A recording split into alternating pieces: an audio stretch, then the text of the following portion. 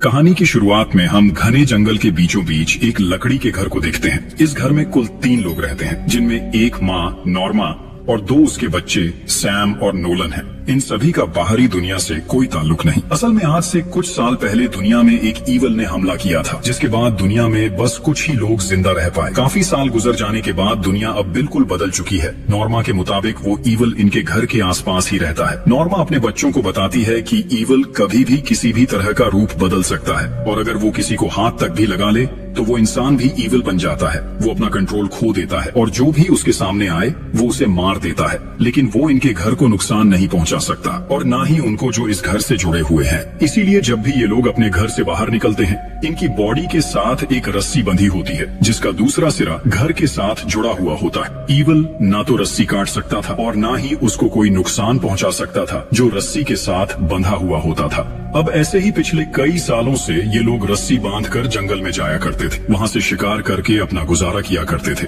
Norma के मुताबिक evil हमेशा उनका पीछा करता है और मौके की तलाश में होता है, लेकिन हैरानी की बात ये थी कि बच्चों ने आज तक ईवल को नहीं देखा। इसीलिए नॉर्मा ने बच्चों के लिए कुछ उसूल बनाए हुए थे। नॉर्मा हर शाम खाने से पहले बच्चों से वो उसूल सुनती थी, ताकि जब कभी नॉर्मा इनके बीच ना हो तो दोनों बच्चे इस जंगल में अकेले सरवाइव कर सके। साथ ही नॉर्मा उनको कुछ कहानियां भी सुनाती थी, जिससे ईवल का डर बच्चों के दिल में बैठ जाए, ताकि वो कभी भी उसूलों की खिलाफ वर्जी न करे। नॉर्मा बच्चों को बताती है कि आपके डैड को भी ईवल ने छू लिया था, इसीलिए मजबूरन ना चाहते हुए भी मुझे उन्हें मारना पड़ा। रात को सैम और नोलन सो जाते हैं, लेकिन एक अजीब सी आवाज नॉर्मा को सोने नहीं देती। नॉर्मा को लग रहा था कि बाहर कोई है जो उसे बाहर बुला रहा है। जैसे ही नॉर्मा बाहर जाती है तो वो ईवल को भी देखती है, जो इनके घर के अंदर आने की कोशिश कर रहा था, लेकिन ईवल किसी भी हाल में घर के अंदर नहीं आ सकता था। इसीलिए नॉर्मा बिल्कुल भी घबराती नहीं, क्योंकि ये काम अब नॉर्मा के लिए बिल्कुल नॉर्मल हो चुका था। अगली सुबह ये लोग शिकार के लिए जंगल में जाते हैं। वहाँ से इनको जो कुछ भी मिलता था ये लोग उसका शिकार कर लेते थे,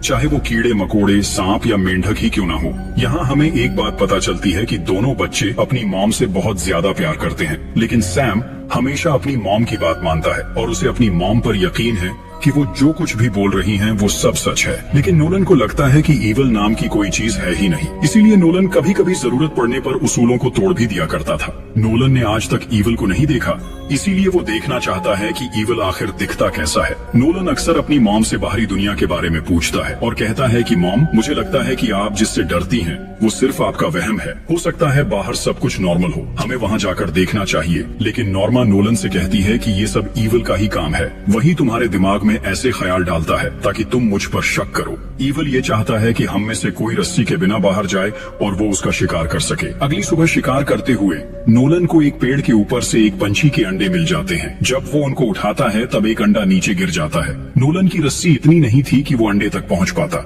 अब अगर नोलन को अंडा चाहिए तो उसे रस्सी खोलकर वहां जाना होगा। नोलन ऐसा करने ही वाला था, तभी वहां सैम आकर उसे रोक लेता है। सैम कहता है कि रस्सी खोलते ही ईवल तुम पर हमला करके तुम्हें मार देगा, इसलिए अच्छा यही है कि हम चुपचाप घर वापस चले जाएं। नोलन पहले तो कुछ नहीं कहता, लेकिन वापस जाते हुए नोलन गुस्से में आकर सैम की रस्सी पर पांव रख देता है, जिससे सैम फिसलकर नीचे गिर जाता है और उसकी रस्सी खुल जाती है। नीचे गिरते ही सैम का पांव पेड़ की शाख में फंस जाता है।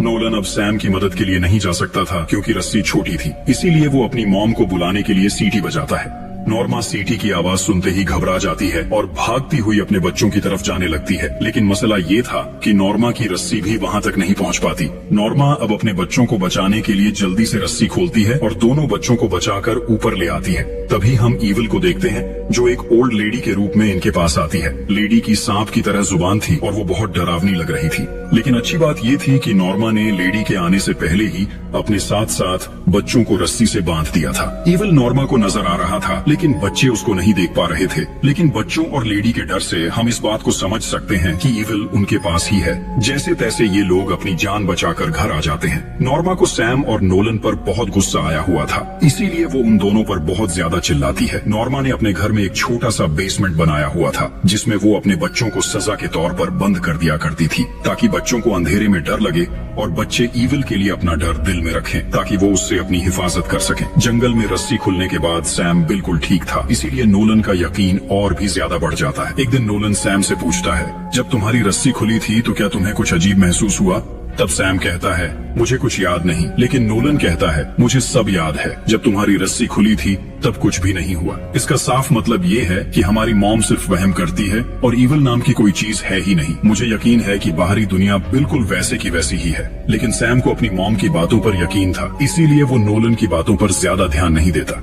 एक दिन नोलन और नॉर्मा अपने ग्रीन हाउस में कुछ सब्जियां लगा रहे थे। तब नोलन अपनी मॉम की कमर पर एक सांप का टैटू देखता है। तब नॉर्मा बताती है कि मुझे ईवल अक्सर सांप की शक्ल में दिखाई देता है, इसीलिए मैंने सांप का टैटू बनवाया ताकि ईवल मुझे पहचान न सके। तब नोलन बहुत प्यार से नॉर्मा को समझाने की कोशिश करता है। वो कहता है मॉम, हो सकता है बाहर की दुनिया बिल्कुल ठीक हो, हमें बाहर जाकर देखना तो चाहिए। ऐसे कैसे हो सकता है कि पूरी दुनिया में सिर्फ हमारा घर ही बचा है। तब नॉर्मा नोलन को समझाती है कि तुम शुक्र करो कि हमारा घर सेफ है, नहीं तो अब तो हम में से कोई भी जिंदा ना होता। अब ऐसे ही काफी महीने और भी गुजर जाते हैं। नोलन को अपनी मॉम की बातों पर अभी भी यकीन नहीं होता। अब तक तो वो पक्का यकीन कर चुका था कि उनकी मॉम उनसे झूठ बोल रही है। अब तो इनके पास खाने को भी कुछ नहीं, इसीलिए ये लोग पेड़ों के पत्ते और शाखें खाकर गुजारा करते हैं। एक रात नोलन सैम को फोर्स करता है कि हमें यहाँ से निकलना होगा। मुझे यकीन है कि बाहर कोई भी खतरा नहीं, लेकिन सैम कहता है कि हम मॉम को ऐसे अकेला नहीं छोड़ सकते। तब नोलन कहता है अगर हम यहाँ रहे तो हम भूख से मर जाएंगे। इससे बेहतर यही है कि हम यहाँ से निकलें और अपनी मॉम के लिए भी कुछ ला सकें।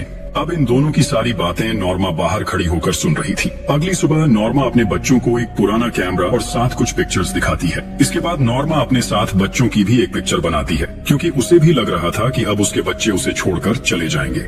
नॉर्मा अपने बच्चों को कहती है कि हमारे पास अब खाने को कुछ भी नहीं, इसीलिए हमें अब ना चाहते हुए भी अपने डॉग को मारना होगा। डॉग को मारने से हमें 1 महीने तक का खाना मिल सकता है। लेकिन नोलन अपने डॉग टॉम से बहुत प्यार करता था। वो किसी भी तरह उसे बचाना चाहता था, इसीलिए नोलन ऐसा करने से साफ इनकार कर देता है कि हम ऐसा नहीं करेंगे। तब नॉर्मा कहती है मुझे तो लगता है तुम पर भी ईवल का असर होने लगा है, वही तुम्हें हमारे खिलाफ कर रहा है ताकि वो हम सबको अलग अलग करके मार दे। नोलन के बार बार मना करने पर भी नॉर्मा नोलन की बात नहीं सुनती और टॉम को लेकर ग्रीन हाउस में चली जाती है। नॉर्मा क्रॉसबो लेकर टॉम को मारने ही वाली थी कि तभी नोलन वहां आ जाता है। नोलन ग्रीन हाउस का दरवाजा बाहर से लॉक कर देता है और मॉम से कहता है मैं आपको ऐसा नहीं करने दूंगा, यहाँ कोई भी किसी तरह का ईवल नहीं है, आपको इस बात को मानना होगा। तभी नोलन नॉर्मा की रस्सी काट देता है। अचानक ईवल नॉर्मा की मॉम के रूप में उसके सामने आ जाता है। ईवल अब धीरे धीरे उसकी तरफ बढ़ने लगता है। नॉर्मा ईवल के हाथों मरकर ईवल नहीं बनना चाहती थी, इसीलिए वो पीछे से एक शीशा तोड़ती है और अपनी गर्दन काट देती है। वहीं नॉर्मा की मौत हो जाती है। सैम देखता है कि नोलन ने मॉम की रस्सी काट दी थी, इसीलिए वो भागता हुआ मॉम की तरफ जाता है, लेकिन अब तक बहुत देर हो चुकी थी। सैम अपनी मॉम को मरा हुआ देखकर अंदर से टूट जाता है। वो बहुत ज्यादा रोता है। अब तक तो नोलन भी समझ चुका था कि उससे बहुत बड़ी गलती हो चुकी है। उसकी वजह से